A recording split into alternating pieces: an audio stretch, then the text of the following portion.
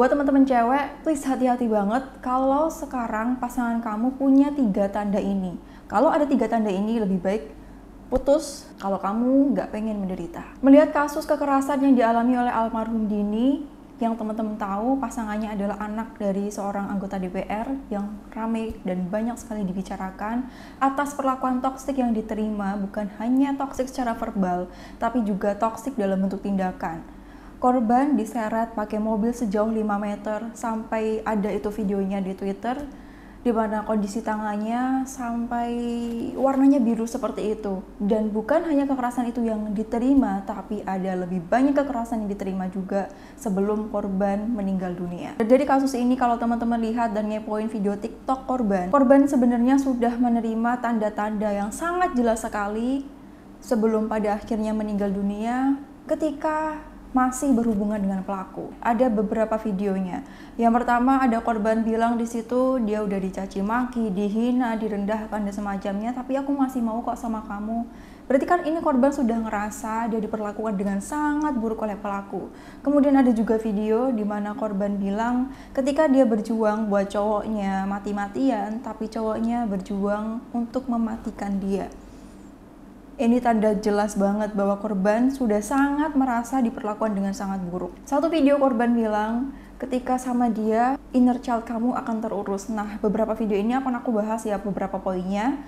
Jadi teman-teman tonton videonya sampai akhir. Yang pertama, kamu perlu menghindari cowok yang suka mengontrol. Mengontrol dengan mengarahkan ke arah yang lebih baik itu berbeda, teman-teman. Ada banyak sekali cara untuk mengajak kita ke arah dalam kebaikan tanpa menggunakan kekerasan, entah itu dalam bentuk perkataan ataupun tindakan. Mengontrol dalam hal ini bisa kamu lihat misalnya pasangan kamu pengen kamu melakukan sesuatu atau pengen kamu nggak begini, nggak begitu. Mereka berusaha untuk mendominasi kamu, dan kalau kamu nggak nurut sama mereka, biasanya mereka akan memberikan ancaman. Oke, kalau kamu nggak mau nurut sama aku, kamu akan begini, kamu akan begitu, dan semacamnya. Dengan ancaman ini, korban akan merasa, aku akan cinta sama dia. Oke, aku akan nurut apa yang dia katakan. Ketika ancaman itu terus-terusan diberikan, apa yang terjadi pada korban? Korban akan semakin merasa tidak berdaya, korban akan semakin merasa susah keluar dari situasi ini. Makanya teman-teman, beberapa yang punya hubungan toksik, pasangannya mendominasi, pasangannya seringkali mengancam, jika diingatkan, udah deh kamu mendingan putus aja sama dia. Itu susah banget. Dia tuh buruk sama kamu udah dibegini dan semacamnya. Dia sadar kalau dia tersakiti.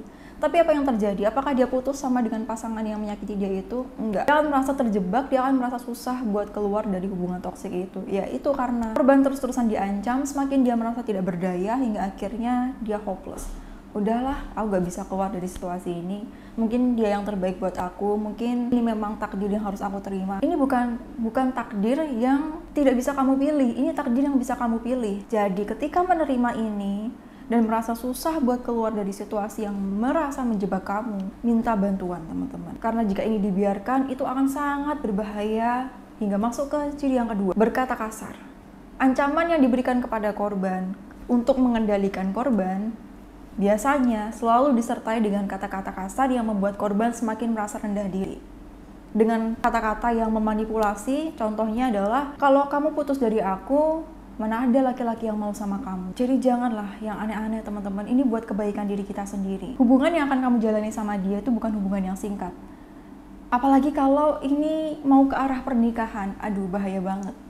Pada kasus yang terjadi aja belum menikah udah digituin, apalagi kalau udah menikah, bisa lebih parah teman-teman. Jadi jangan menyepelekan tanda-tanda ini. Mengontrol dan berkata kasar. Tanda ketiga, setelah berkata kasar, biasanya disertai dengan tindakan kekerasan. Menampar, menjambak, memukul. Kamu bisa lihat di video-video TikTok yang viral atau seliweran di FYP kamu. Jadi kalau lewat, kamu perlu belajar dari beberapa kasus pernikahan KDRT yang terjadi. Coba ditanya, apa yang terjadi Bu dulu sebelum menikah dulu gimana sih? Pasti udah ada tandanya, cuman diabaikan. Jadi itu tadi teman-teman, 3 tanda yang wajib kamu perhatikan pada pasangan kamu. Kalau ada, mendingan putus. Masa depan kamu terlalu berharga untuk hidup bersama dengan orang yang berpotensi besar membuat hidup kamu menderita. Tujuan kita menikah, pengennya bahagia kan, bukan pengen menderita. Dan kebanyakan Allah pasti sudah memberikan tandanya di awal.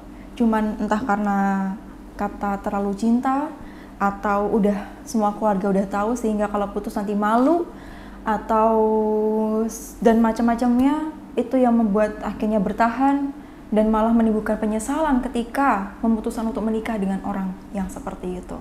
Nah, jadi itu harus diperhatikan. Selanjutnya, seperti yang aku sampaikan di awal tadi, ada Viti almarhum yang bilang bersamanya inner child kamu akan terurus. Nah, buat teman-teman, pesan buat kita semua, ketika kamu menjalin hubungan dengan seseorang, seberapa buruk masa lalu kamu, seberapa besar trauma atau luka kamu, entah karena orang tua ataupun semacamnya yang membuat kamu merasa tidak berharga, membuat kamu merasa kok aku gak ada yang mencintai ya, itu jangan sampai menggunakan pasangan kamu sebagai obat untuk luka yang kamu punya.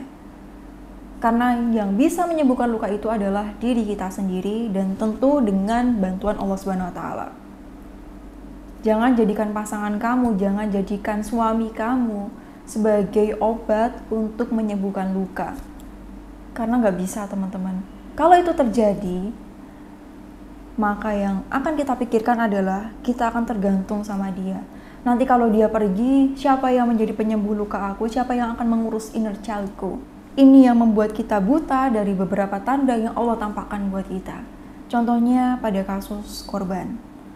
Korban merasa ketika bersama dengan pelaku, inner child-nya keurus, sehingga yang terjadi korban bergantung terhadap pelaku, sekalipun udah disakiti, sekalipun udah dijambak atau diapapun seluar biasa rasa sakit yang dia terima, dia akan merasa bahwa nanti kalau nggak sama dia, siapa yang akan ngurus inner childku?